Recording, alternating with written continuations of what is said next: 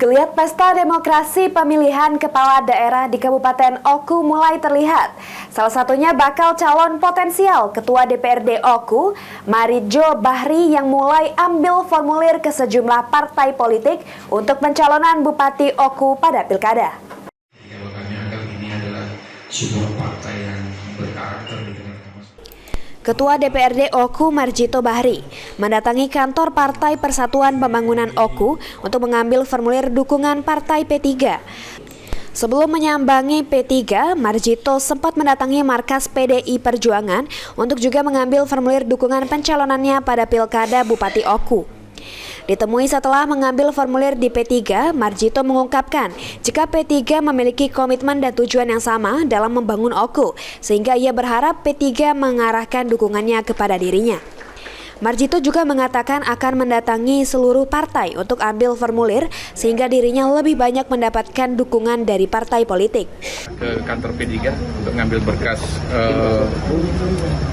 persiapan pemilu Bupati November 2024. Harapan kita saya pikir bisa berjalan dengan baik semua karena hari ini kita mengikuti jadwal rangkaian untuk mengambil formulir.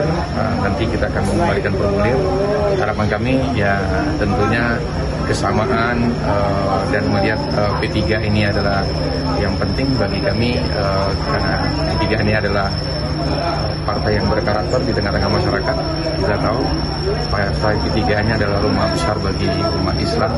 Tentunya senapas dengan kami Gerindra, meskipun kami partai nasionalis tapi dan religius. Jadi kami berharap ini kesepakatan sesuatu yang baik ke depan. Sementara itu, Ketua DPC P3 Oku, Umi Hartati mengatakan sejauh ini sudah ada 2 kandidat yang datang ke markas P3 untuk mengambil formulir dukungan. Umi mengatakan siapa saja yang akan didukung oleh P3 pastinya sudah sesuai dengan perintah dari pengurus pusat. Di Kabupaten Oku sendiri ada beberapa nama yang muncul dan potensial untuk mencalonkan diri pada pilkada mendatang. Nama-nama yang sering muncul tersebut diantaranya Ketua DPRD Oku Marjito Bahri yang juga Ketua Partai Gerindra Oku, kemudian Wakil Ketua DPRD Oku Yudi Purnanugraha, Ketua Partai Amanat Nasional Oku. Selain itu ada juga nama PJ Bupati Oku Teddy Melwansyah, di mana sebelumnya DPD Golkar Sumsel pernah merekomendasikan nama Kepala Dinas Sumsel ini sebagai calon bupati di Kabupaten Oku. Ari Pranika, PAL TV.